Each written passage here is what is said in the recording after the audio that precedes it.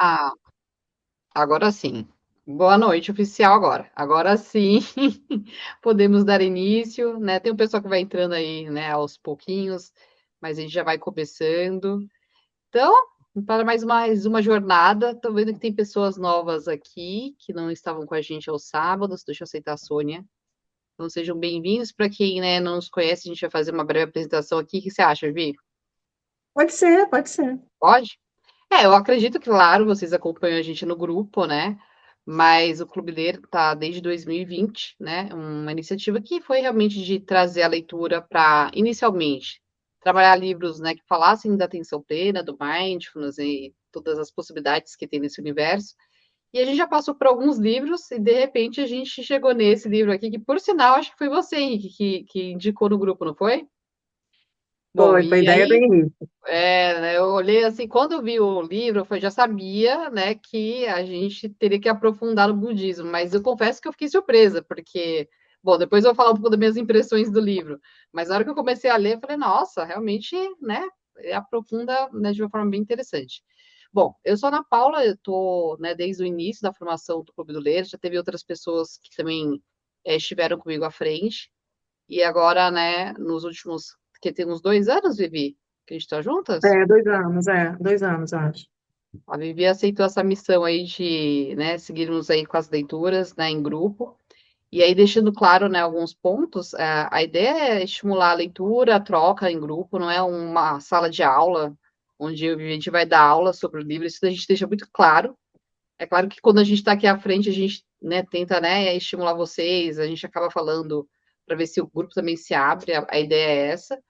E não tem nenhuma verdade aqui, ou algo que, né, a gente detém da informação e é isso. Muito pelo contrário, tá? A gente está no mesmo lugar de vocês aqui, de estar aprendendo. Estamos abertos aí também a impressões e olhares que vocês possam ter também da leitura, para quem leu. E, obviamente, quem não leu também é super bem-vindo, né? De repente, um insight, alguma, né, alguma coisa que ouviu de algum outro lugar que possa complementar.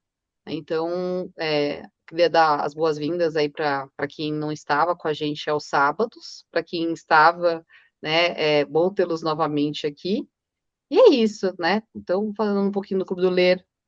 E também a mim, bom, acho que o pessoal já me conhece, né? Eu sou facilitadora de mindfulness, de mindful eating, de compaixão, também nutricionista, né? Como formação, né? Recentemente me tornei também, né, psicóloga. Acho que o próprio caminho foi me levando a estudar um pouco mais a questão de comportamento, mas a gente vai sempre voltando lá para a base, para onde eu realmente comecei, pensando nesse sentido de autoconhecimento, né, desenvolvimento humano e até mesmo saúde mental, né, que foi lá no Mindfulness mesmo que começou essa jornada. E é isso, gente. Então, eu esperei um tempinho para o pessoal entrar, vou passar um pouco aí para a Vivi se apresentar também e a gente começar a nossa jornada aí com o livro As Quatro Incomensuráveis. Então, sejam bem-vindos. Vamos que vamos, então, né, gente? Para quem não me conhece, eu sou Viviane, sou psicóloga e cheguei, né, no grupo sendo convidada pela Ana Paula. E o objetivo, eu acho que, exatamente como a Ana Paula mencionou, é um grupo de troca. Claro, o objetivo é a leitura, é explorar novos livros, mas eu acho que o grande objetivo do grupo, né, no ler e os nossos encontros é marcado por uma conexão maior. Trocas, não existe certo ou errado, não existe perfeito, imperfeito, estamos todos aqui no mesmo barco. Eu acho que o objetivo maior dos grupos é para aumentar a nossa condição, acho que uma maior consciência também de cada um, né? Como pessoas individuais e também de partilhar conhecimento. Célia acabou de chegar. Então, eu acho que o objetivo maior, quando a gente fala de grupo, para mim, vem conexão. E fiquem sempre muito à vontade, né? Sempre muito à vontade de partilhar também suas ideias, experiências. E estamos juntos nessa, né, Ana Paula?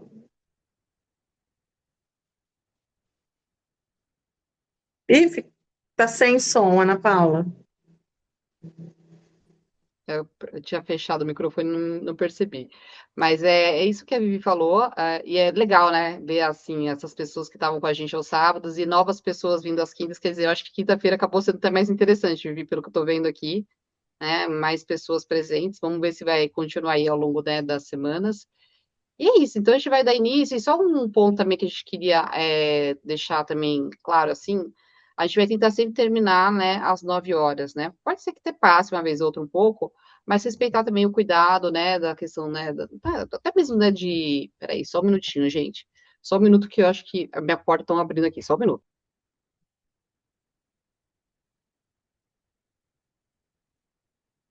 A gente, esperando a Ana voltar, a gente sempre tenta é, fazer em 1 hora, mas assim, nem sempre a gente consegue. Porque falamos muito, trocamos muito, e assim, claro que a gente tenta respeitar, principalmente por ser um dia de semana, um dia útil, diferentemente do sábado.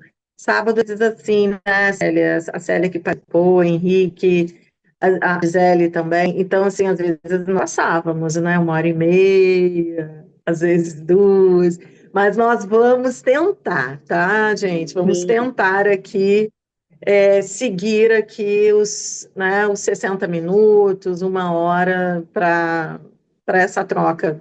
E é isso. Ai, obrigada, Vivi. Não, tava abrindo a porta, eu levei um susto, era meu marido chegando, gente. Agora tá tudo certo. Mas vamos lá, então vamos dar início. Não, eu falei, gente, que barulho é esse? Eu falei, de repente uma porta abrindo, ele geralmente toca a campainha, achei estranho, era ele entrando aqui. Mas vamos lá, então. Então a gente dá início e aí a gente pode, talvez, começar trazendo as nossas impressões aí da leitura.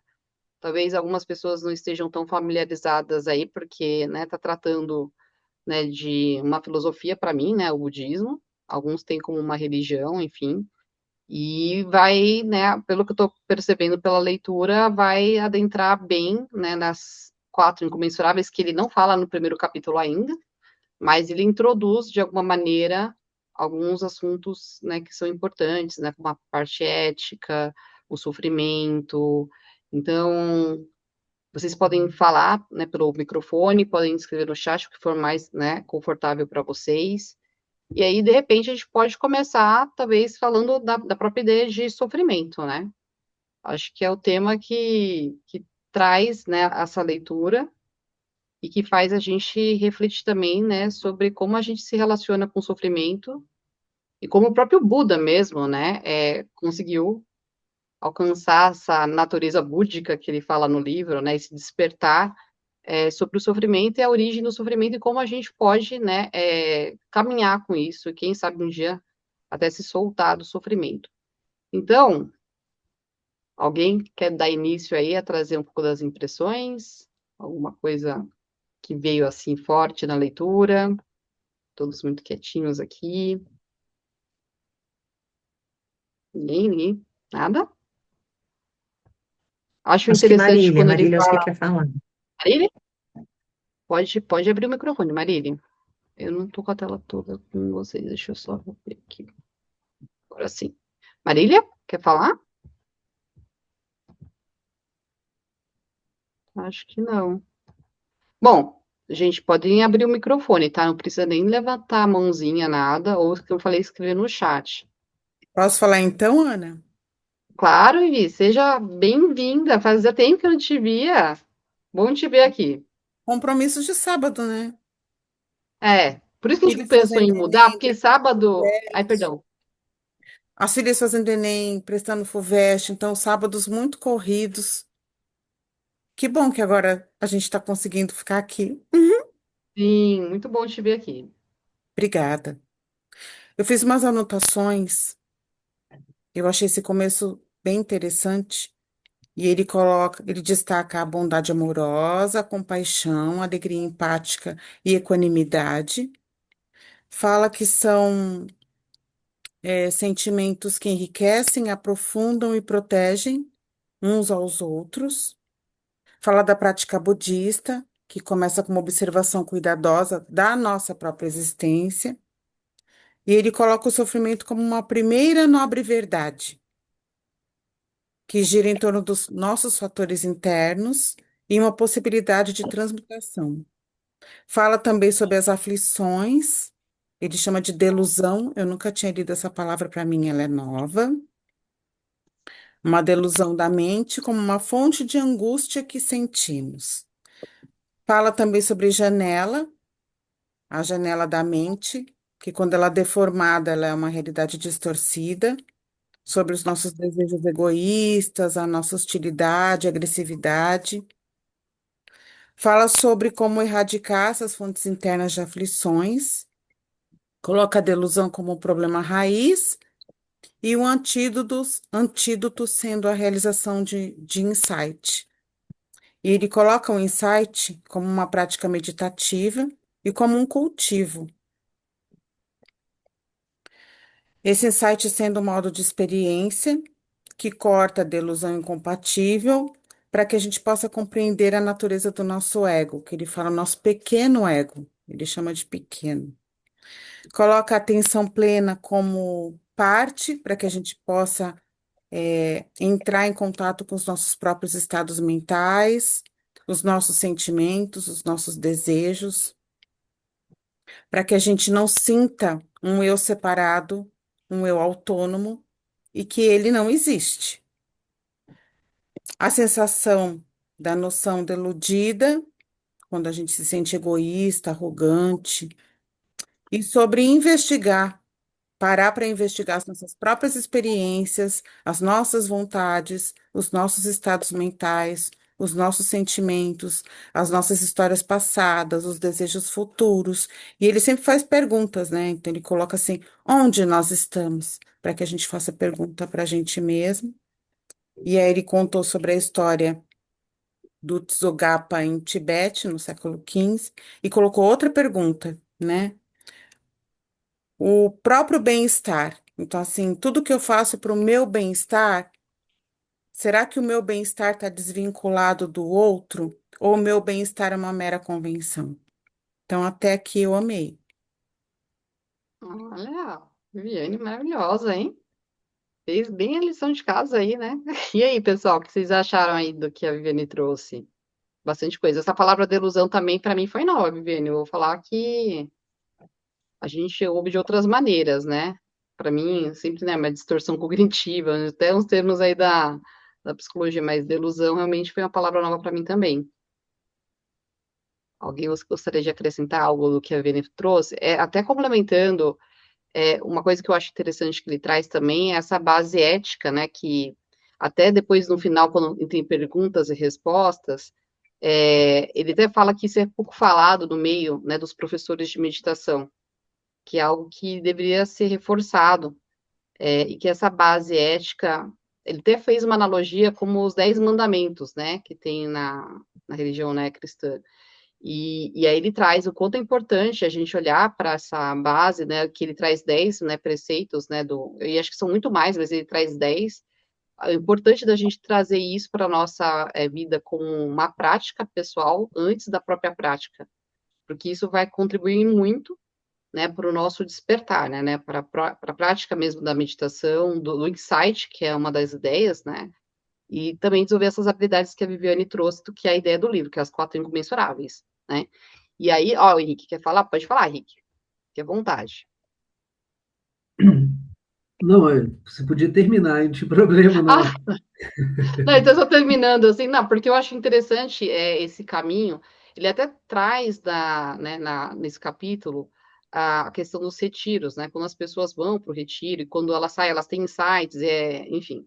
Você faz a meditação, conforme você vai meditando, você vai realmente aprimorando isso, né, numa prática como essas que têm a ideia de trazer um insight, como o Vipassana, por exemplo, vem, né, muita coisa assim, e você sai de um lugar assim que você fala, caramba, agora eu estou preparado para o mundo. Você vai e já fala assim, agora eu vou arrebentar. Só que é o que ele fala, se a mente não tiver também treinada nessa base ética, e você ainda não fortaleceu essas ideias, quando você chegar no mundo, o mundo continua sendo caótico. As coisas vão continuar te atingindo, né? E por mais que você tenha tido todo esse vislumbre durante, né, a sua prática ali, se essa base não estiver bacana, né? Ainda ele fala muito da palavra até maldade, né? Se a maldade ainda estiver presente de alguma maneira, aquilo meio que cai por terra, né? Não é que você perde tudo, mas você não desenvolve o caminho, né, de forma adequada. Era só isso que eu queria complementar da Viviane, porque realmente o que ela trouxe é fantástico, tem muita coisa. Eu acho que até esse primeiro capítulo tem bastante informação, por isso que eu falei que eu fiquei surpresa, né?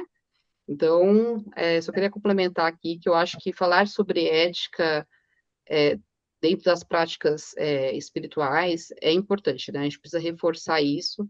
Algumas coisas são meio que óbvias, mas eu acho que o próprio óbvio tem que ser dito, né? Quando ele fala principalmente quando a Viviane trouxe, assim, né, quando ele fala do livro, dessa questão do cuidado com o outro, né? Então, não adianta a gente trabalhar a nós mesmos se a gente esquecer do outro, né? Então, aí tem lá não ferir, não prejudicar, né? Não matar, enfim, como eu falei, algumas coisas são óbvias, né? Tipo, não ferir, não machucar alguém, mas tem essa ideia também de não passar só por uma coisa física, né?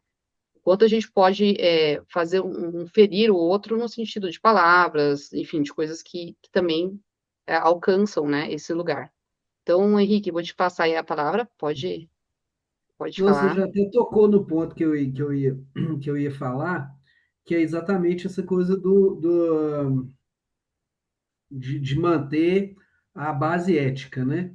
Eu achei interessante porque ele inicia essa discussão assim com aquela com aquela metáfora do crescimento da árvore, né? Que ele protege ali, precisa proteger no começo ali para que ela cresça, e aí depois que ela cresce e fortalece, aí ela pode ficar por conta própria, né? E eu fiquei, quando eu comecei a ler aquilo ali, eu fiquei meio sem entender assim, a metáfora e tal, mas depois ficou muito claro, né, o que ele quis dizer, né? Que é exatamente, se a gente não tiver o que você falou, né, se a gente não cultivar essa base ética, não adianta nada você meditar por horas, retiros e tal, porque você nunca vai, a árvore nunca vai crescer frondosa e crescer e ficar forte. E, e é muito interessante, assim, se você for ver, essa base ética é de uma simplicidade tão grande, né? Que basicamente é não fazer o mal para você nem para os outros. E aí ela vai desdobrando em certas, né, em algumas coisas, mas e isso eu acho que assim, talvez muitas pessoas aqui tenham vivido isso, né? Dessa coisa de você ir para retiro, ou você ler um livro, ou você fazer, fazer algum tipo de coisa assim que te dá um crescimento espiritual grande e depois você vai se desconectando com aquilo, né? Naturalmente. Pelo menos comigo já aconteceu algumas vezes. E aí veio essa explicação, né? E aí a explicação vem muito a calhar, né? Começa a entender isso aí. Então é isso, assim, o que me chamou muita atenção essa parte assim, do cultivo da questão ética, né? E a gente começar a prestar atenção no nosso dia a dia, assim. Comigo aconteceu isso.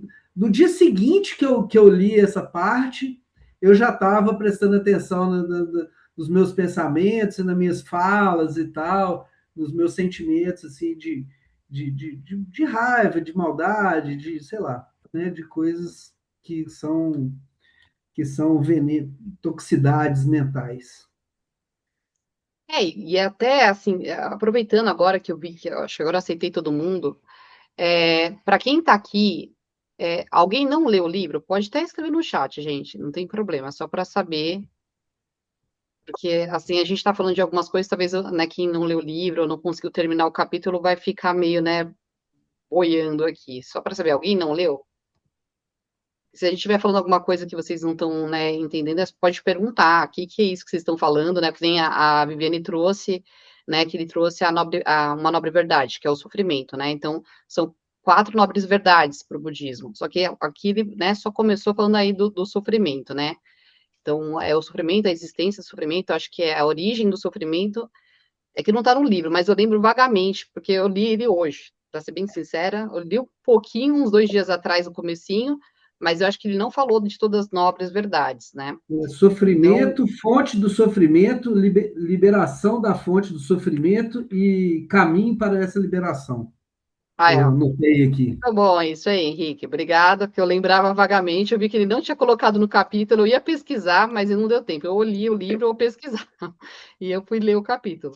Então, assim, no budismo tem essas 4 nobres verdades. E no livro, depois, ele traz. Aí, no começo, ele fala da ideia de sofrimento e fala da delusão, como a Vianney trouxe, e aí, depois, ele, na sequência, ele começa a falar da base ética, né? Só para vocês entenderem a sequência aqui. Então, talvez. Alguém quer falar? Eu vou falar rapidinho aqui, quando ele fala do sofrimento, né? Eu acho que falar do sofrimento aqui, eu acho que nós precisaríamos aqui de mais 2 encontros, É isso que é porque pensar. não é? Porque ele Fala, faz levantar, ele faz muitos questionamentos, né? O que que é essencial? Eu até separei aqui. O que é essencial para o sofrimento, né? Olhar para as nossas experiências, as nossas vivências. E isso me faz também, enquanto eu lia, refletir, né? O que é sofrimento para mim não é sofrimento para o outro. Né? Até pensando no sofrimento universal. Então, isso me pegou nessa parte do livro. E, em contraponto, ele também ele lança sobre o ego, né? Que nós não somos somente, né, eu sozinha. Não, eu sou também as minhas experiências, o contato com o outro. Né, eu deixo um pouco de mim aqui e vocês também, né? Eu levo um pouco também de vocês para mim. Então, o quanto o ego, ele também pode ser aí me corrijam, tá, gente? Mas assim, o nosso ego também pode ser aí um regulador desse sofrimento, né? O quanto eu sofro, ele usa exemplos que vocês até mencionaram, né?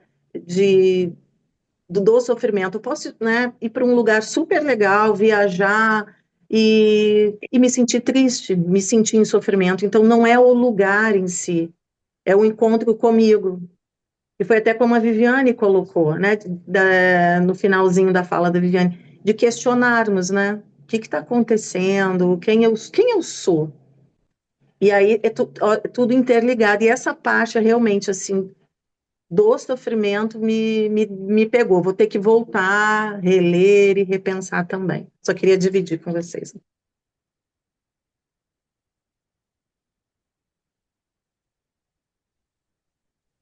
Microfone. fala assim, você pode estar num lugar super bacana, ter tudo que, de repente, uma pessoa, né, imagina que, sei lá, possa trazer felicidade, mas você não está feliz. E eu acho que todo mundo já passou por isso em algum momento, e conhece pessoas até muito afortunadas, em uma sem até dizer de coisas materiais, né? E não está feliz, né? Então, esse é um questionamento que pega mesmo, né? E a ideia, eu acho que do próprio livro, é trazer para esse caminho de mais felicidade, né? As 4 incomensuráveis, a ideia é essa. E aí tem tudo a ver com o que a Vivi está falando, né? Essa questão do próprio olhar do nosso ego e da relação que a gente está criando com o outro, né? E essa delusão, que eu acho que pode ser uma das maiores, né, causadores do sofrimento, né, que eu li, né, nesse primeiro capítulo, vem dessa ideia mesmo de como a gente está interpretando as coisas e como a gente está lendo, né, o mundo. E aí o que a Vivi trouxe é isso, né? E tem essa bagagem que a gente carrega, enfim, tem os nossos padrões. E aí na ideia do próprio Buda, né, da questão do despertar, né? Porque o Buda não é uma palavra, não é uma pessoa em si, né? A ideia é mais assim o Buda invoca a ideia do despertar, né? A natureza, até que ele fala natureza búdica, né? Então, quando ele era qual que era o nome dele? Era o gato? Não, quer? Alguém sabe qual que era o nome mesmo do Buda? Ai, gente, fugiu agora. Agora me deu um branco. Depois eu passo para vocês. Enfim, quando ele chega É né, no Gautama, despertar, não é? exatamente, Siddhartha, Célia, Siddhartha Gautama. exatamente. E aí, quando ele chega na natureza do sofrimento, ele entende que o sofrimento vem da aversão, do apego, e agora até vendo, né, por essa perspectiva do livro, me vem a ideia da delusão também, né? Porque a gente pode também fazer uma leitura e ver o sofrimento a partir dessas lentes que estão talvez distorcidas, né? Então faz muito sentido aqui. Então a gente pode sim aprofundar essa ideia do sofrimento e ver o que vocês entenderam também dessa parte do sofrimento, né? Do que o livro trouxe, ou das impressões que vocês têm mesmo, né? Independente do que o livro trouxe. Alguém gostaria de tocar nesse assunto? Já aconteceu isso para vocês, de estar num lugar super bacana, mas internamente não estava feliz? Acho que todo mundo, né? Sim. E se tiver alguém que não, fala qual foi, né, o caminho. Talvez já conseguiu, né, despertar aí e alcançou essa natureza, né, búdica aí. É interessante também citar, né, segundo a abordagem do autor, né, essa natureza búdica ela é inerente a qualquer pessoa, né? Ela existe dentro de todo mundo, né? A gente só tem que despertar ela, né? Sei lá, desabrochá-la, né? E aí a disciplina budista, os ensinamentos e tal, é que vão levar a isso, né? Mas tá acessível a todo mundo. Isso é Ele até interessante. faz a, É, ele faz até a metáfora da lótus, né?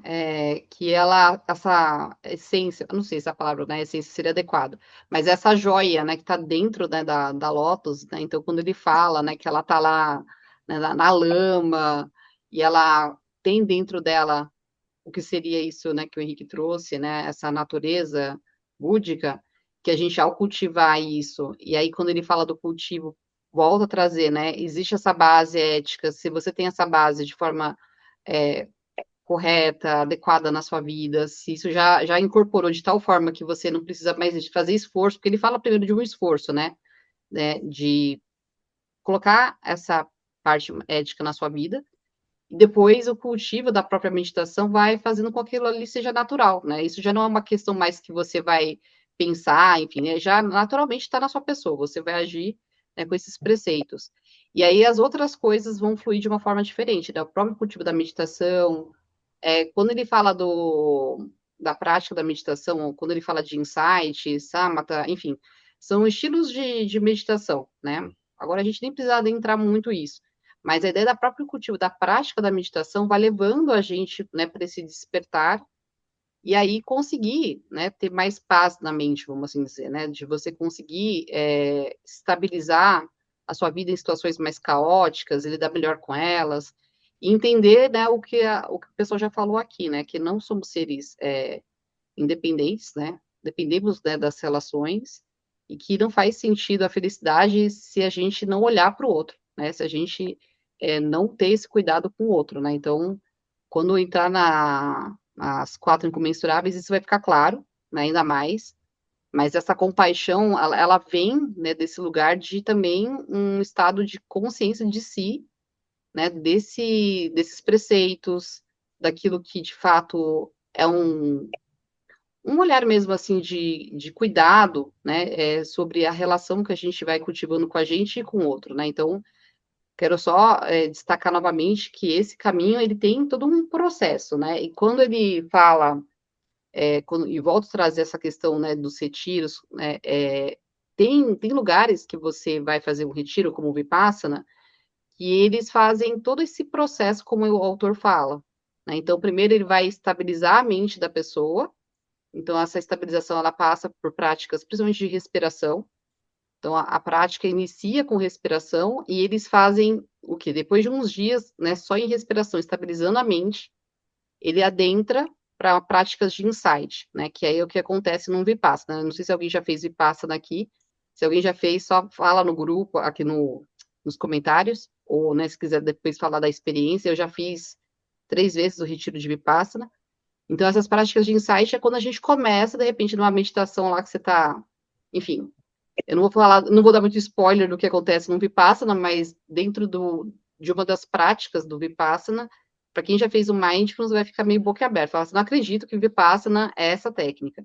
Mas aí, quando você está na técnica, de fato, do Vipassana, o que acontece é que naturalmente vai vindo, né, tipo, pensamentos e insights, e esses insights são bem poderosos, né? Então, acontece isso, né, na sequência da prática da respiração, depois vai para essas práticas de insight, e à noite eles fazem como se fosse aulas, palestras que vão trazendo essa base ética. E isso só não é muito reforçado, eu acho que em outros retiros, talvez, da mesma forma, quando você faz um vipassana, vamos assim dizer, raiz. Porque eu sei que tem vários vipassanas por aí que não são é, do que realmente o que o Buda trouxe, né? Então, o Vipassana que eu fiz é do Goenka, E esse, na verdade, é um Vipassana que passa por toda essa construção, né? Então, até quando o autor, né, o Wallace fala aqui, eu fiquei até meio assim, quando ele traz assim, não, eles não refletem, não falam muito sobre isso. E não Vipassana do Goenka, sim. Então, se alguém tiver interesse um dia em fazer, recomendo, tá? Porque é bem interessante, no final eles entram nesses preceitos, entram nessa base ética, reforçando a importância disso, né? Então, queria complementar. Então, se alguém quiser falar, se já passou por essa experiência, ou a gente, né, adentrar mais aí nessa questão do sofrimento, só ainda tá meio quietinho aqui. Alguém mais gostaria É, de contribuir? Vivi? vou comentar, o que também me chamou a atenção nessa introdução. Claro que isso vem, né, do budismo, mas me pegou também no livro que ele reforça, né, e até na fala do Henrique, que é possível a mudança, né, que é possível realmente que a mente seja treinada, que a gente possa realmente praticar, e aí, claro, seguindo, né, a ética, seguindo uma constância, né, pensando de seguir realmente uma linha e buscando aquilo que faz sentido para você. Mas ele sempre busca, de alguma forma, reforçar isso, que é possível, né? Que é possível, que todos nós temos essa possibilidade de mudança. Isso eu achei bacana. Até quando pensamos, né, na compaixão, na autocompaixão, ela também pode ser, né, treinada, porque nós distorcemos muitas coisas, né? Até dentro da área da psicologia, da ATCC, a gente trabalha muito com as distorções cognitivas, né? E quem não distorce, né? Uma fala, um olhar, um silêncio, quem não distorce? Só que as distorções, elas dizem muito, claro, das nossas experiências. Então, é Sim. importante olhar para essas distorções também, né? Eu acho que. E aí, essa pegada do livro, que também acho que é uma forma de incentivar para quem está lendo, que é possível, sim, treinando, exercitando, e que existe essa possibilidade, essa abertura, né? É isso. Reflexões, tá, gente? O Eu que vou eu falar. achei. Oi, desculpa. Não, pode falar, eu aguardo. O que eu achei interessante é que tem uma parte que ele fala de um retiro que ele foi e que ele foi muito rígido com ele, ficou num lugar com mordidas, com isso e com aquilo, né? Então, eu acho interessante as pessoas passarem por esse processo e nos trazerem, porque a gente tem o hábito, eu estou falando de mim, de uma rigidez, assim, porque agora eu tenho que sentar X minuto e meditar. E aqui ele fala também sobre isso, né? Que quando a gente tem essa rigidez, é, é, é na fundação da ética. É a mesma, é tomar banho na hora que está fazendo a meditação, aí de repente sai na lama de novo, né? Eu acho que é um cuidado que a gente, quando entra a amorosidade, no acolhimento, né? Eu estou com vontade de fazer o quê? Se eu tiver. Porque, de repente, eu posso, ele fala aqui no livro, eu posso deixar de assistir um filme que eu gosto, porque eu sinto mais prazer em sentar com a minha presença. Eu achei tão lindo, porque não é algo obrigatório, é algo que eu escolho, sabe? Achei muito bacana essa colocação dele.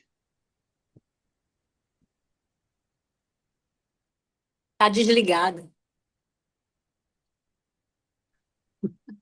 Pode falar, Sônia, depois eu complemento. Pode falar, depois eu falo. Não, boa noite, gente. É a primeira vez que eu entro, viu? Eu tô falando aqui de Salvador, da Bahia. Então, eu fiquei pensando na questão assim da delusão, né? Na forma como a gente distorce a realidade, que eu acho que tem muito a ver com a questão de não aceitar a impermanência das coisas, né? Porque assim, se você a gente tenta aceitar a impermanência, não vai ter a questão do apego, né? Porque você sabe que tanto o que é bom como o que não é bom passa, né? Como tudo passa. Então, eu acho que tem muita relação com a questão da aceitação da impermanência, né? Porque a gente quer manter algumas coisas e não quer que acabe nunca. né? E quer que outras passem muito, né, rapidamente. Então, eu acho que tem muito a ver com a questão da impermanência.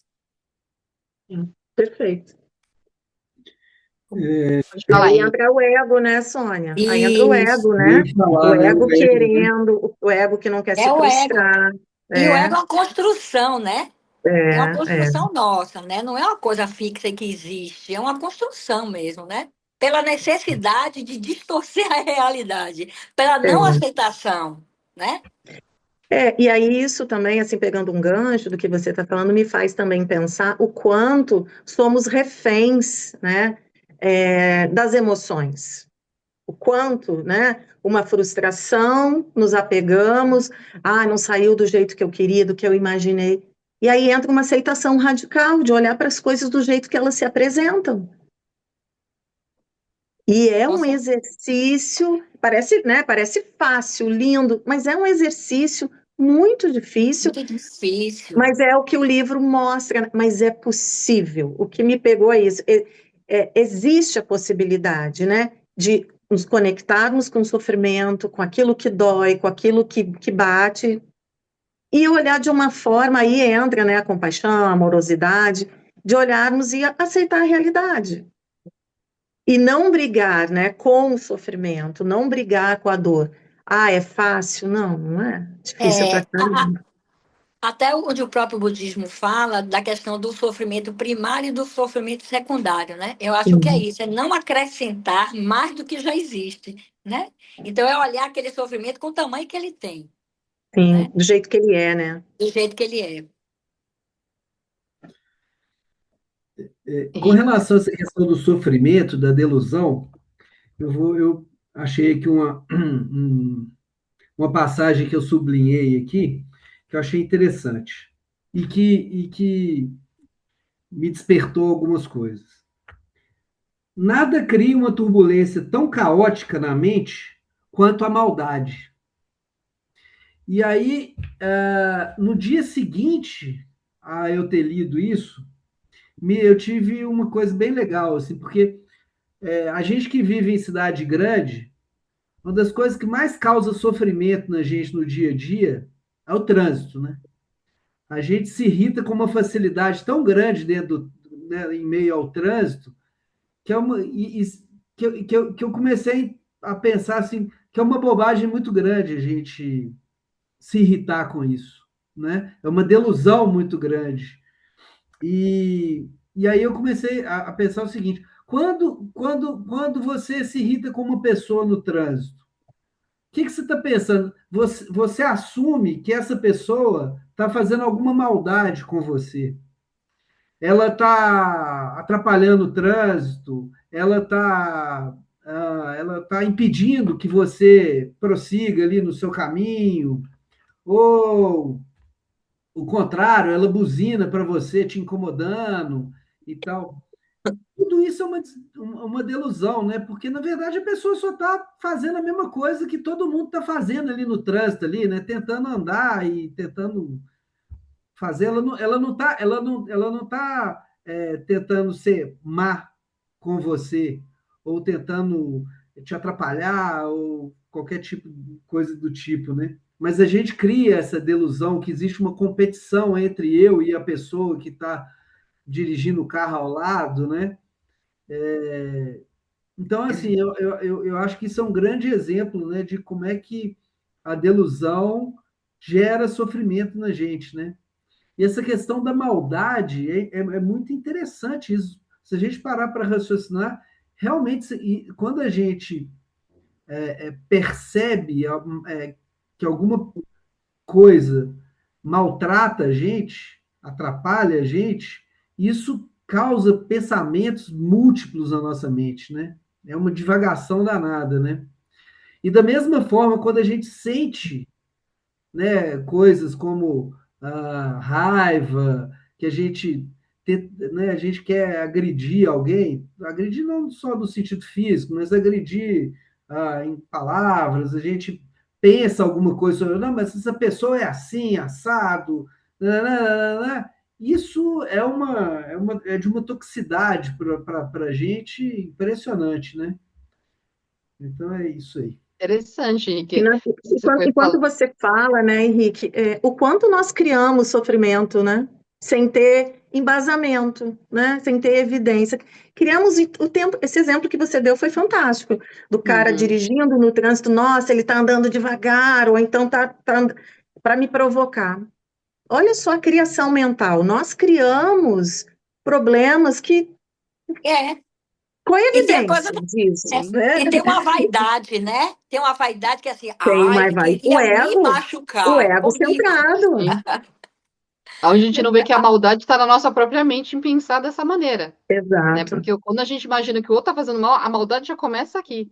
Por Claro, isso claro. que a prática, por isso que a prática é tão importante para a gente reconhecer esses pensamentos, a chegar um momento, e por isso que aí volta na ideia da base ética, se eu não tenho esse olhar trabalhado em mim, né, achando que tudo é o outro, a maldade, né, dos outros, ou reconhecer a minha própria maldade, que é isso, né? A gente tem isso também, né? Na hora que a gente tem um ataque de fúria, quando a gente está, enfim, qualquer coisa que possa levar a um estado mais negativo, de raiva, enfim, agressão, aí que a gente tem que observar o que está internamente aqui, né? O que está pegando para mudar esse padrão, esse comportamento, né? Porque quando você faz a prática de maneira regular e tem essa ideia mais fortalecida dessa parte ética, quando você está no trânsito, você consegue fazer esse olhar, você vai falar, caramba, não, as pessoas, né, também estão tentando ir para o trabalho, são muitos carros, tipo, sei lá, às vezes aconteceu um acidente, e aí a gente consegue mudar esse padrão, quer dizer, a gente não vai já reagir ou ficar puto e xingar todo mundo no trânsito, né?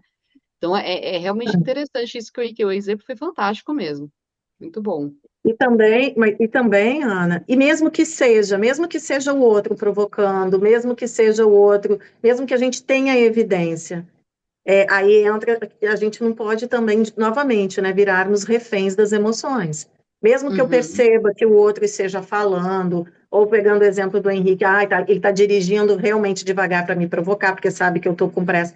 Tá, mas e aí, eu vou fazer o quê com isso? E aí vem o questionamento, né? De pararmos e perguntar: e aí, o que que eu faço com isso? E com E tantos também, outros sofrimentos e incômodos, né? e também É, a gente começa a questionar, assim, se é o outro que realmente está fazendo por maldade dele, né? Porque eu estou entrando nesse lugar também. Porque eu tem Sim, estou reagindo, ressonância, né? né? Tem uma ressonância, é. Sim. Luciane, quer falar?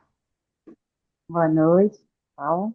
Então, Boa quando noite. eu iniciei a leitura, principalmente aqui, né, nos mandamentos de fundamentação na ética, eu comecei a ter uma noção que isso é tão óbvio. É como se, por que que isso precisa até ser, né, escrito e está no livro? E aí você começa a pensar, não é óbvio às vezes, para mim, nesse momento, nesse desenvolvimento que eu cheguei, mas ao mesmo tempo, eu fui ali buscando mais dentro da leitura, e quando eu me deparei com uma passagem que fala que o cuidar do bem-estar dos outros para o desenvolvimento interior, e aí eu fui buscando, dentro das minhas atitudes e coisas que a gente age com os outros, né? E eu falava, não, mas eu sinto o sofrimento do outro, eu tenho, compartilho com isso. E aí veio junto na minha cabeça essa delusão. Por quê? Porque eu criei, às vezes, um conflito, de às vezes eu ver o sofrimento dos outros, mas eu falo assim, mas ele não podia estar assim. Porque eu criei uma delusão na minha cabeça que eu penso assim, mas não está sendo justo ela agir dessa forma. Por quê?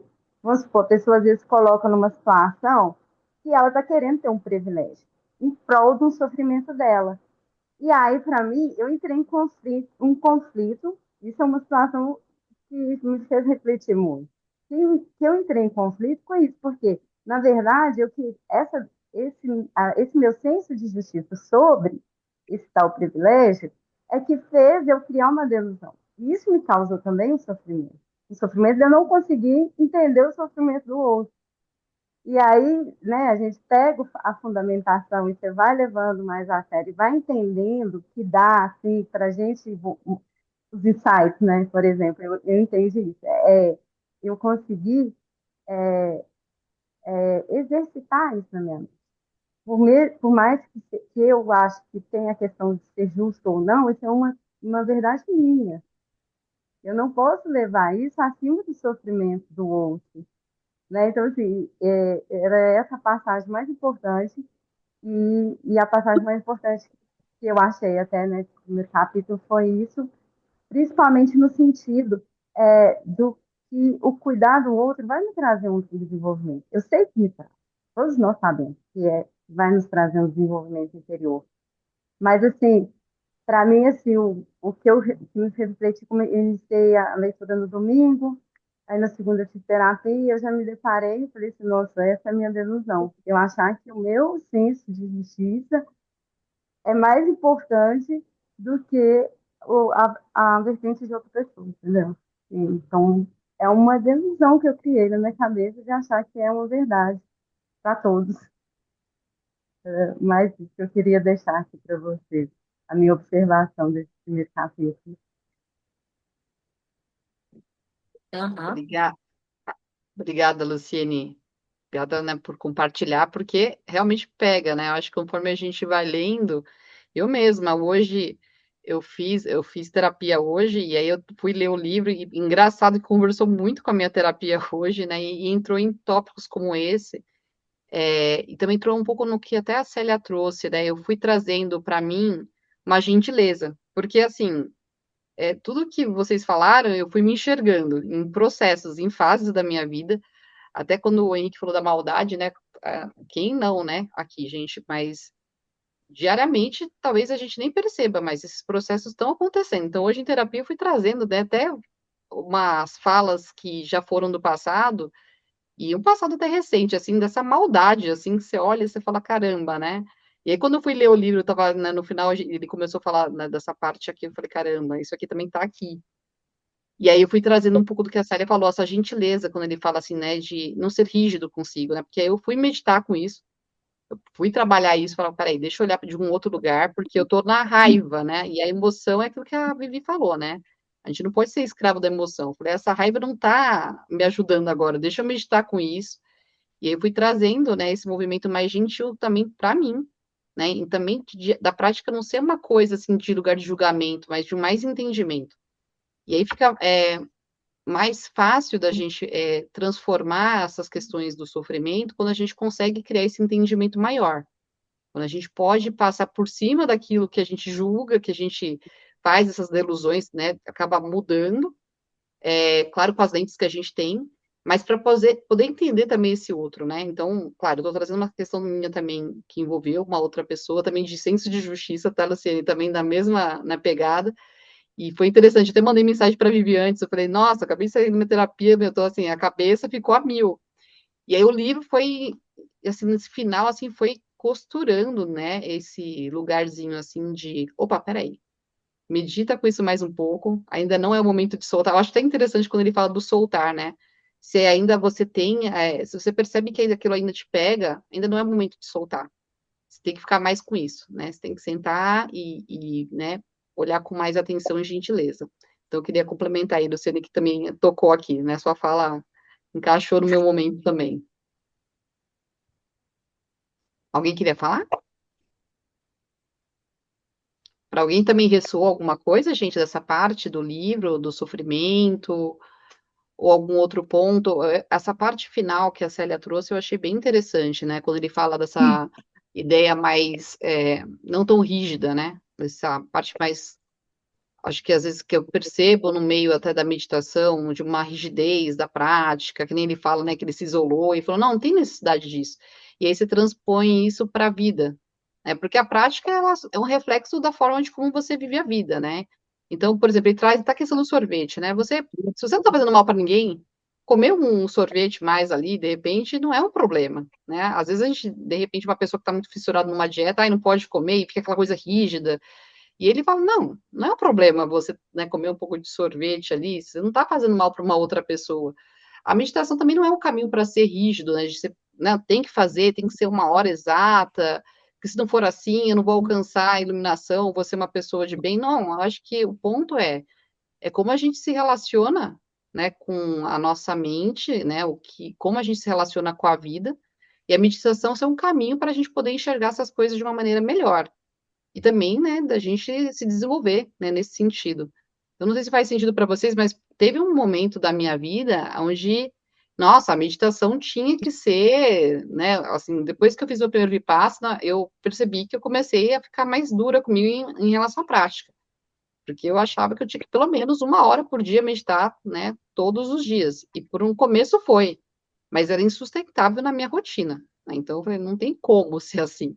Mas eu percebi que já não estava sendo legal, a meditação já não estava servindo. Ou seja, a maldade já estava ali também, de alguma forma, comigo. Tipo, como você não medita 1 hora? Se você não tem como meditar 1 hora, você deveria meditar 2, né? Uma coisa meio assim pesada. Eu falei, opa, peraí, tá tudo errado. Volta. Você acabou de sair de um retiro, acho que você não aprendeu nada. Tanto que eu fui e fiz mais 2, né, gente? Ainda vou fazer mais, eu acho, porque cada vez é um conhecimento novo e um olhar sobre, tipo, ah, tá, meditei, mas a vida caótica continua sendo, as pessoas continuam aqui também com seus problemas e você tendo que interagir com elas, com os problemas delas e os seus, e a gente tentando se comunicar sem gerar, né, conflito, e, enfim. Mas é muito desafiador, né? Então, não sei se vocês concordam, mas no dia a dia, você conseguir fazer trazer essa consciência e fazer essas pausas para que não haja, né, o sofrimento, seja com o outro ou consigo mesmo, de fato é desafiador demais, Isso. né? Então, É pode muito falar, quem quer falar? difícil. Não, eu estou dizendo que realmente é muito difícil, né? Sim. Bem, meu microfone está aberto, né? Pode falar, Marília. Tá assim. Então, eu tô quietinha aqui hoje porque eu tô muito grata e tô emocionada por estar aqui. Porque eu sou amiga da Patrícia Celani, mas eu não tinha oportunidade antes de entrar no grupo, eu trabalhava, dava aula, e agora eu tô conseguindo hoje. E eu tô muito feliz porque eu já conheço outros livros dele, mas esse livro em particular eu não conhecia, essas 4 incomensuráveis práticas. O próprio título dele, eu achei assim emocionante, que é para abrir o coração. Então eu falei, nossa, a gente está vivendo um momento no mundo aí, no nosso país, no mundo, no planeta, em que ele está tão caótico, é tão inóspito, parece que o sofrimento está à flor da pele, e a gente trazer esse tema, eu achei assim emocionante, de uma gratidão enorme, sabe, para mim. E nesse primeiro capítulo eu consegui ler, eu não consegui comprar o livro porque eu moro aqui em Santos, né? Então eu consegui ler aqui o que vocês mandaram, o capítulo, eu fiz os resumos no meu caderno dos pontos e aí eu vi que esse primeiro capítulo é tão importante porque ele estabelece as bases aí para a gente as bases, como é que eu vou falar para você? Essas bases aí, a base essencial para a gente transformar a nossa mente e superar esse sofrimento. Ele faz tantas perguntas interessantes sobre o sofrimento e é difícil a gente encontrar alguém que não, quase não esteja em sofrimento. E aí, hoje também li, veio no Instagram alguém, eu não lembro agora quem postou, sobre a reflexão da leitura do capítulo 1. E a questão da ética, ela é muito importante. E aí fala até que a ética, eu gostei muito, a ética deixa de ser esforço e vira presença. E aí eu fico imaginando você ter essa consciência ética sólida, ter isso como sua consciência, como presença, de não ferir a si mesmo, não ferir os outros, cuidar do planeta, o propósito e tudo isso, a gente pensando que o nosso coração está abrindo, a gente está curando a nossa mente daquele sofrimento da delusão, enxergando as coisas com mais clareza. Eu fiquei assim, eu fiquei muito emocionada com isso tudo aí, por isso que eu estou quietinha e estou ouvindo, e para mim está sendo um momento assim de muita gratidão, porque a gente precisa mais do que nunca, sempre precisou, mas mais do que nunca, transformar essa nossa mente, mas entendendo a natureza do sofrimento. E aí eu acredito que com a leitura desse livro a gente vai conseguir buscar mesmo e ouvindo aqui todo mundo falando, é assim, na prática, buscando formas ativas de a gente aliviar esse sofrimento, pelo menos aliviar. Então, eu sou muito grata por estar aqui, viu? Muito obrigada. Obrigada a você, Marília. Seja bem-vinda. Que bom que veio pela Paty, pode contribuir bastante no grupo. E sabe que você foi falando isso? Eu fui entrar na página que fala lá da base ética, mas assim, olha como é fácil a gente cair nesse lugar assim, né? Por isso que fortalecer essa base é tão importante. Mas, por exemplo, aqui ele usa alguns termos como evite, né? Então, evite Uhum. matar o máximo possível. Eu acho que isso aí é uma coisa que realmente, assim, é claro. Eu não conheço cada uma aqui, mas das pessoas, mas eu acho que isso aqui é uma coisa meio que a gente já nasce se aprendendo que não pode fazer isso. Mas matar Uhum. a gente pode matar um inseto, né? Tanto que você faz uma prática de Vipassana, por exemplo, lá você não pode matar nada, nenhuma formiguinha. Na verdade, você tem que salvar esses bichinhos se eles estiverem lá no ambiente, né? Mas essa é uma conduta que, sei lá, meio que a gente nasce, uma das primeiras orientações que a gente aprende na família, enfim, né? No convívio em sociedade. Mas, por exemplo, evite mentir. Aqui eu tenho certeza, todo mundo já fez isso, né? A gente às vezes até acaba mentindo para, sei lá, proteger alguém, mas olha quanto a gente pode cair nesse lugar, né? Aqui ele fala assim, evite caluniar, né? Hoje nas redes sociais que mais a gente vê isso de forma mais, né, evidente, mas isso acontece às vezes até mesmo numa roda de conversa. Alguém E fez as alguma redes coisa sociais, aí, né? e a As gente redes já sociais, começa, né? exato, A gente Maria. está atravessando um momento bem, bem complicado. E Então, é eu um achei lugar que você muito oportuno esse tema, esse livro.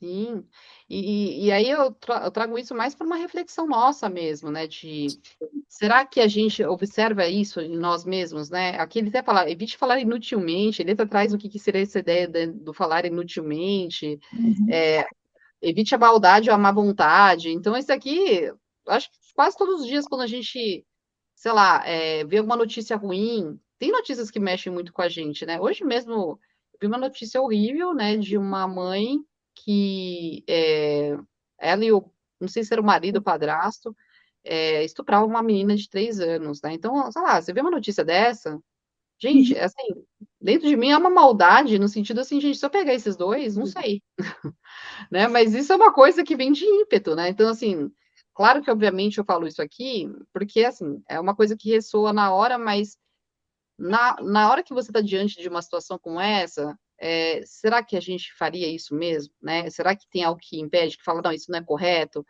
E claro, é uma coisa que mexe. Eu não sei, eu acho que se eu fosse mãe, isso, né, eu visse, sei lá, do meu lado acontecendo, gente, sei lá, eu mataria, eu acabaria com esse preceito aqui, talvez, não sei. É uma coisa que eu não sei, porque eu acho que só vivendo para poder, né, dizer, mas a ideia é justamente não entrar nesse lugar, porque a ideia é a gente preservar essa base para não gerar mais sofrimento e maldade no mundo.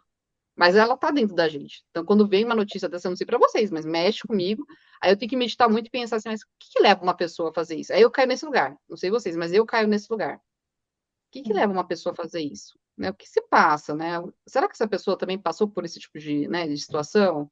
Então, quando a gente olha para o olhar até da psicologia, né, que isso foi me transformando também, a gente vai entrando nesse lugar de não julgamento e tentando fazer um esforço para entender algo que é muito diferente do que a gente carrega de valor, né, enfim, de inúmeras crenças, enfim. Então, só quis trazer isso, acho que depois eu vou ver se eu coloco no grupo, né, quais são as 10 bases éticas que ele traz aqui, mas para a gente também, sei lá, refletir sobre elas. Acho que faz sentido a gente reforçar, já que no próprio livro ele fala assim, o que se pouco fala a respeito. Tudo bem que são bases éticas, né, da filosofia budista, mas elas não são muito diferentes de outras tradições religiosas e do que está na lei mesmo, né? Se a gente for pegar isso tudo aqui, de alguma forma está na lei, né? Então, queria reforçar isso. Henrique? Quando você tocou aí na- nos pontos, nos tópicos da ética, né, que ela é muito, ele fala isso, né, que ela é baseada em uma abordagem negativa, né? Evite fazer isso, evite fazer aquilo e tal, tal, tal, tal, tal, tal. E porque essas coisas, né, Em suma, é evitar fazer o mal para os outros e o mal para você mesmo, né? Em suma, é isso. E por que você tem que evitar? Porque depois que você, o seu desenvolvimento e tal, o seu florescimento, ele já tiver bem enraigado, né? Ele fala aqui, ó, que um ser iluminado ele pode ser completamente espontâneo, porque ele já não vai ter, ele já perdeu essa coisa da maldade dentro dele, assim. Então ele pode ser espontâneo, né? Enquanto nós, né, as pessoas ainda que não estão desabrochadas e tal, a gente ainda tem uma série de resquícios disso, né? Então a gente tem que evitar. O ensinamento dele é nesse sentido, né? Uhum. Até porque, né, pensando até no exemplo que eu trouxe, né, do que eu vi hoje na rede social, se eu caio nesse lugar, eu acabo fazendo a mesma coisa, né? Claro. Assim, eu entro no mesmo lugar. Então, assim, quando eu falo assim, a primeira impressão que vem, porque a gente julga, né? Mas quando a gente faz a prática e ela tá, vamos assim dizer, alinhada com a base, e você faz isso de uma maneira constante na sua vida, nessa disciplina que eles têm, isso começa a não pesar tanto, né? Como o Henrique falou, isso começa a ser diferente. A gente já começa a olhar as coisas de uma maneira diferente, né? Sônia, você queria falar alguma coisa para complementar? Não, não, eu tô dizendo, eu fiquei Dei- pensando assim, que a gente tem tudo dentro da gente, né? Então a gente é capaz de tudo. Então eu acho que o caminho é reconhecer, né? Porque assim, a gente faz uma maldade, mas às vezes você nem reconhece que aquilo foi uma maldade, né? E eu acho que identificar e nomear o que você está fazendo, acho que é muito importante até para poder você evitar depois, né? Repetir. Isso é exatamente o insight que ele fala, né? É Uhum. você ter a sabedoria e o conhecimento Isso, do seu eu, né? exatamente. Saber que ele não é Sônia, tão não é bonzinho, né? Ele tem um monte de coisa que não é boazinha, ah, muita coisa. exato, Sônia. Eu mesmo, assim, o que eu trabalhei hoje na minha terapia foi justamente isso. A pessoa talvez nem tinha consciência que ela estava fazendo uma maldade, mas eu vendo de fora, estava muito claro que era. E Julgou, é. engraçado, quando eu até defrontei essa pessoa, ela não se via fazendo como um ato maldoso, nem se passou na cabeça dela. Então é meio maluco isso, né? Porque também aí tá o olhar, o que a pessoa tem, né, sobre entendimento de certo e errado, né? O que que é certo e errado no final das contas, né?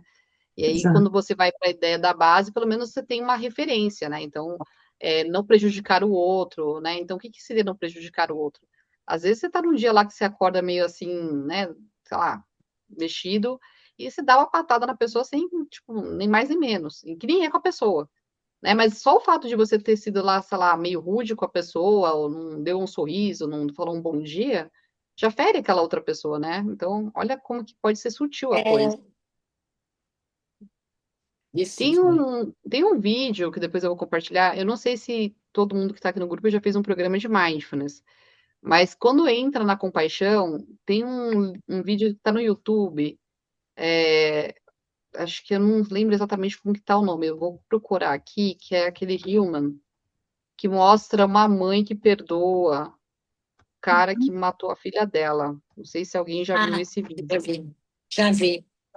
E Já. ali é onde, É ali para mim é o duro. despertar. Para mim essa pessoa, ela entrou nesse, né, nesse estado búdico assim, né? Então é um grau de evolução, né? Do Enfim, eu acho que perdão, vale a né? pena.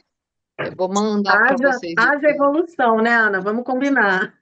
Não, mas é impressionante, Vivi. Eu não sei se você já viu esse vídeo, eu vou mandar É. no grupo. Eu lembro Não, quando eu fiz coloca lá. a primeira vez que eu fiz o grupo, uma turma de mindfulness como praticante, e mandaram esse vídeo, assim, me chamou tanto assim a atenção, até tanto que gravou, né? Assim, para mim é uma pessoa que alcançou um estado realmente assim, de evolução fora do comum, né? Porque não sei, né? Eu não sou mãe, mas eu sou mãe de pet. Se alguém pegar meus gatinhos e fazer alguma coisa, gente, sério, eu não sei. Mas assim, dentro de mim, inicialmente, eu tenho muito ódio. Então, eu não estou nessa natureza búdica, não. Mas, assim, é uma pessoa realmente que traz um grande ensinamento para todos nós, né? E aí eu acho que a ideia das quatro incomensuráveis é chegar nesse lugar também, né? Quer Ao falar, Gui? mesmo tempo, eu me questiono muito também, quando falamos tanto, né, de empatia, de compaixão, o excesso também, né, da empatia. Não estou dizendo aqui se é certo ou errado, mas isso eu penso muito, o excesso da compaixão, né, o excesso da empatia, o quanto isso também deixa de ser saudável para quem está oferecendo, né? O quanto eu estou ali me doando o tempo inteiro, compaixão, né? Até para a gente pensar em empatia, eu me coloco no lugar do outro, me corrija, Ana, se é isso ou não, mas empatia, eu me coloco no lugar do outro, nossa, como ele sofre. A gente pode pegar o exemplo lá em Juiz de Fora, né? Nossa, as pessoas estão em sofrimento, tragédias, eu me coloco no lugar. A compaixão, não, né? Eu Você quer sinto aliviar. pelo outro, mas eu vou lá e faço o movimento. Eu vou me oferecer para ser voluntária, Isso, eu vou ajudar isso. financeiramente, eu vou... Compaixão é movimento. E aí, esse excesso também desse movimentar-se, né? Desse doar-se, também tem aí, eu acho que não sei se a palavra é desgaste, sofrimento também, desse excesso de doação. Não Uhum. sei.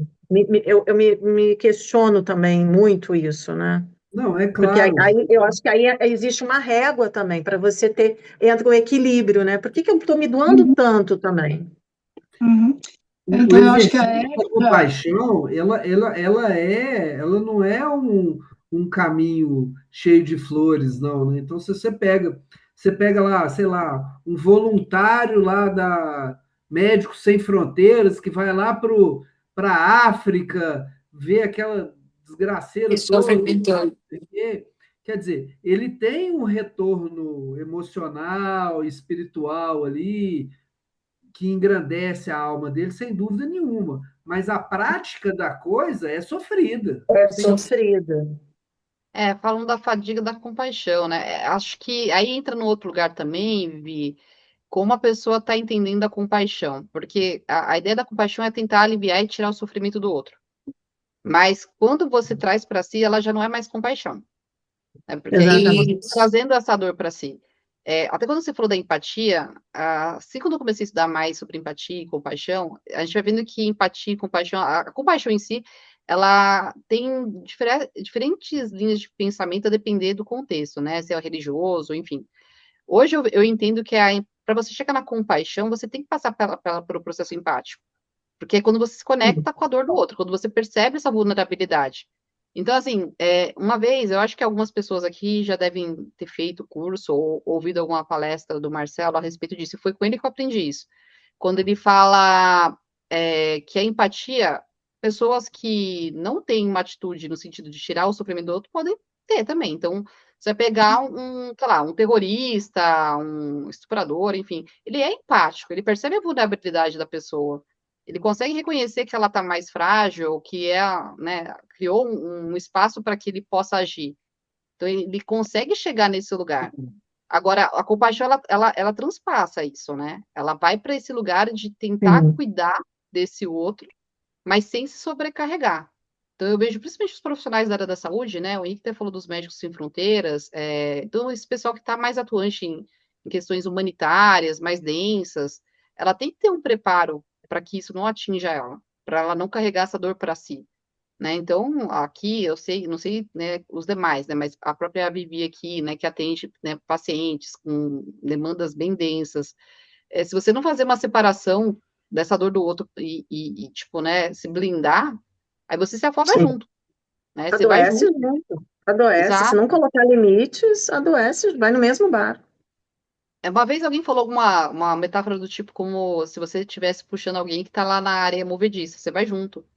E a compaixão é Sim. isso. Né? Então, a ideia é, eu me conecto com a dor do outro, porque eu entendo que ele está sofrendo, mas eu vou tentar contribuir para que ele saia disso. Então, pegar essa dor dele e trazer para mim e resolver aquilo. Na verdade, a ideia é tentar também instrumentalizar as pessoas para que elas consigam sair do sofrimento, né? Então, é um assunto bem interessante. Até quando fala das 4 incomensuráveis, ele vai falar da compaixão, né? Ele vai falar da bondade Sim. amorosa, vai falar da equanimidade e também a alegria empática. Que aí, quando você consegue atingir essas 4 habilidades, né? Você consegue ser uma pessoa mais feliz, né? Uma pessoa com uma mente mais em paz, enfim, vai saber lidar melhor com o sofrimento, com o caos. Mas é bem interessante. Eu acho que o livro promete bastante, né? Já traz bastante insight já no começo. Isso que a gente nem meditou, né? Só leu, mas recomendo talvez, até mesmo a partir de agora com a leitura, meditar depois da sequência, né? Leu, tocou, né? Acho que são muitos assuntos. Então, no começo, realmente, a primeira frase que ele trouxe dessa ideia que a Vivi falou de, você tá num lugar lá, tipo, meu, incrível, mas você não tá feliz. Nossa, aquilo ali mexeu comigo que eu já parei ali no começo. Acho que foi na segunda-feira ou na terça que já mexeu comigo. Falei, quantos lugares que eu já estive que são incríveis. A gente até posta a foto lá, tá feliz, mas dentro não tava feliz. Eu falava, gente, nesse lugar eu tava. Então, uma reflexão para a gente fazer, né? Como que o sofrimento chega para a gente? Em vez da gente fazer aquele movimento normal de olhar o outro que me gerou o sofrimento, ou a situação, é, é se perguntar, né? Por que isso está me trazendo sofrimento? Qual parte de mim está querendo, né, um cuidado e uma atenção aí, né? Não sei, para mim faz muito sentido, é o exercício que eu costumo fazer. Alguém queria falar? Que eu acho que eu vi uma vozinha. Alguém mandou uma coisa no chat. A Sônia saiu aqui. Mas também já tá na hora, né, gente? Já tá vendo? A gente sempre passa. Mas a ideia é a gente tentar manter as 9 horas. No começo eu ia falar, mas aí tô mexendo na porta aqui. Mas a ideia é a gente também trazer esse cuidado, já que agora a gente vai ficar nesse horário da noite.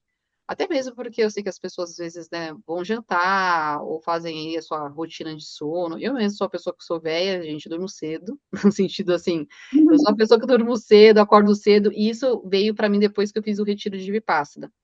Às vezes as pessoas falam, nossa, Ana, você acorda 4h e meia da manhã, e é natural, não é uma coisa despertador. Quando eu vejo, eu tô acordada. Então, eu também vou tentar manter, né, esse olhar assim, no horário para poder falar para a gente, gente, já deu horário para a gente, né, encerrar. E é isso. Então, a gente pode, de repente, também começar a colocar essas impressões no grupo. Acho que é uma forma também de estimular, né, os demais. Até mesmo leu alguma coisa durante a semana, pegou, manda no grupo. Eu tenho algumas anotações aqui, engraçado, né? Eu tenho uma coisa assim, eu tenho que me organizar escrevendo. Porque quando eu tô falando, eu já me perdi daquilo que eu escrevi, enfim. Então, eu tenho que fazer a escrita para me organizar. Mas depois eu vou mandar algumas coisas que eu escrevi também, para compartilhar com vocês. Eu acho que é uma forma também de gerar insights aí, a gente refletir. Beleza? Alguém mais? Alguém quer falar alguma coisa? Quer encerrar com alguma reflexão?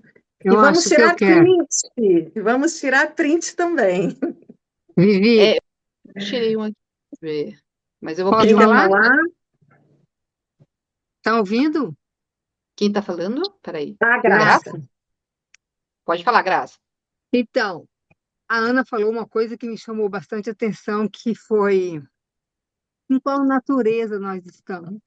Porque você falou, eu não tô, não estou na natureza budista, do Buda, mas em qual natureza nós estamos? Eu acho que a gente vive um processo que é muito interessante, que é de buscar um equilíbrio que muitas vezes a gente desconhece.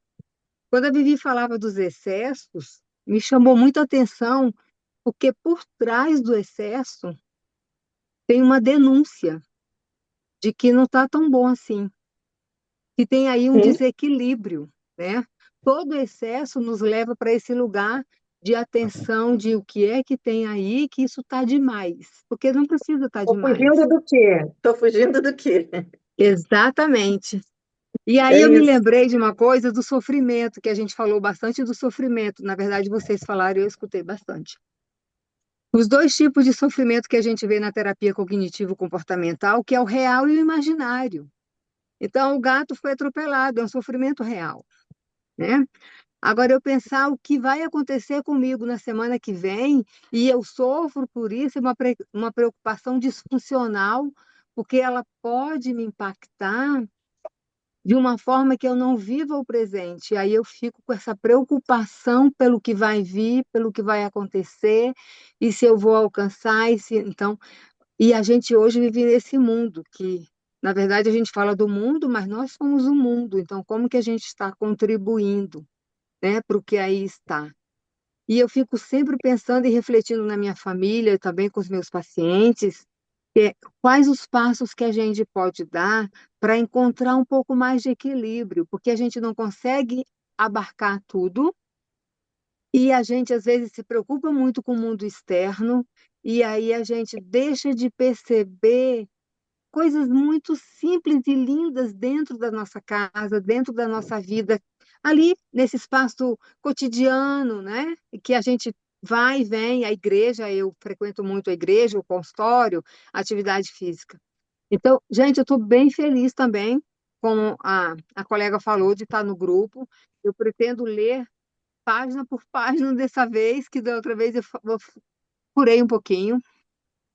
Mas o que está ficando para mim hoje, que ficou muito forte mesmo, é em qual natureza eu estou.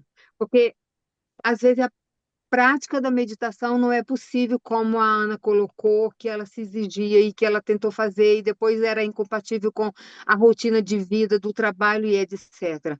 Mas quais outras ferramentas também podemos lançar mão e, com isso, estarmos cada vez mais próximos de uma vida mais suave, mais leve, mais conectada com o amor, com a compaixão, com o outro. Então, fica aqui para a gente, que tocou muito o meu coração, essa questão de em qual natureza nós estamos, em qual natureza eu estou, né? A partir daqui, o que mais eu vou fazer que eu ainda não fiz, para que eu possa ter um pouco mais de saúde mental, de saúde física também, ter bons relacionamentos, ajudar as pessoas e viver também feliz, né? Na medida do possível. Tá bom? Muito obrigada. Perfeito, Graça. Obrigada. Foi ótimo te Imagina. ouvir. E esse questionamento nos traz para o hoje, né? Para o agora. Que é, na verdade, o que a gente mais precisa. O que está acontecendo agora? Onde eu estou? O que eu estou fazendo neste momento? Que é a única certeza que nós temos. O amanhã, o depois. Então, essa Exato. conexão, eu acho que o livro traz muito isso, né? Essa conexão com o eu e com o mundo. Esse olhar, assim, né, para interno, mas também o externo. É isso então, gente. Vamos tirar um print antes da gente encerrar? Quem tira? Então, quem quiser ligar a Agora, câmera, eu consigo tirar aqui. Opa, consegue, Ana? consigo. Então, quem quiser ligar a câmera aí pra gente fazer a fotinho, então, se a gente quiser fazer o sorriso, arrumar aí o cabelinho. Então, bora, gente. Vou apertar aqui então. Pronto, peraí, calma. Foi. Podem respirar já deu certo aqui. Então é isso, gente. E quem Muito obrigada pela presença. quem quiser compartilhar, né, Ana, colocar lá no grupo, Instagram, ajuda a Marca divulgar lá a também o gente. grupo. Isso, gente. Marca o pessoal, marca a gente lá no Ler com o Coração. Se quiserem marcar eu, Vivi, também, mas marca o Ler Coração e vamos ver, né, se a gente consegue dessa forma alcançar mais pessoas e, enfim, tentar espalhar essa sementinha. Então é isso, gente. Uma boa noite a todos. Uma boa semana, um bom fim de semana, né? E até o nosso próximo encontro. Tchau, tchau, Obrigada. gente. Boa Tchau, noite. tchau, gente. Obrigada. Tchau. Tchau, tchau.